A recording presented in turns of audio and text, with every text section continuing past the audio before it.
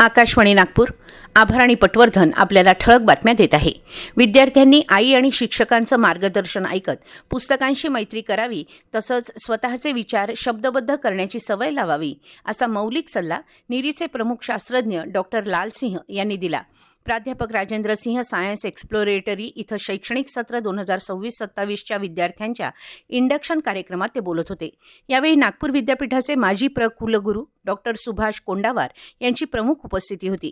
विद्यार्थ्यांच्या मागणीनुसार laboratory training प्रोग्रामसाठी प्रवेश परीक्षेचा तिसरा टप्पा 28 जून रोजी होणार असल्याची माहिती संचालिका डॉक्टर सीमा उबाळे यांनी दिली. तसंच बंगळुरू इथं प्रयोगा इन्स्टिट्यूटमध्ये निवड झालेल्या विद्यार्थ्यांचा सत्कार करण्यात आला. जळगाव जिल्ह्यातील प्राथमिक आरोग्य केंद्र जीपगाव इथं राष्ट्रीय स्वयंसेवक संघ लोकसमस्या संशोधन आणि लोककल्याण समितीच्या संयुक्त विद्यमानं नुकतंच सिकलसेल थॅलेसेमिया विषयक कार्यशाळा पार पडली.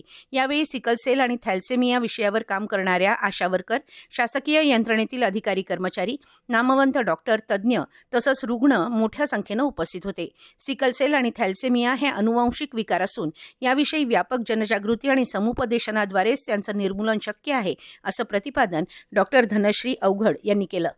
ओसरी निर्मित खाऊ, गप्पा आणि कविता या आगळ्यावेगळ्या कार्यक्रमाचं आयोजन येत्या 26 जून रोजी सायंकाळी 6:30 वाजता लक्ष्मीनगर येथील सायंटिफिक सभागृहात करण्यात आलं आहे. आषाढी यात्रेच्या पार्श्वभूमीवर पंढरपूर येथील श्री विठ्ठल रुक्मिणी मंदिरातील मूर्तींच्या संवर्धनाचं काम 24 जूनपर्यंत 3 दिवस चालणार असून यासाठी मंदिर सोमवारी रात्री 10 वाजल्यापासून भाविकांच्या दर्शनासाठी बंद ठेवण्यात आलं आहे. पुरातत्व विभागाच्या मार्गदर्शनाखाली मूर्तींच्या चरणांवरील झीज भरून काढण्यासाठी विशेष रासायनिक लेपन प्रक्रिया करण्यात येणार आहे. न्यायालयानं या संदर्भातील आक्षेप फेटाळल्यानंतर नियोजित कार्यक्रमानुसार संवर्धनाचं काम सुरू करण्यात येत असल्याची माहिती मंदिर समितीनं दिली.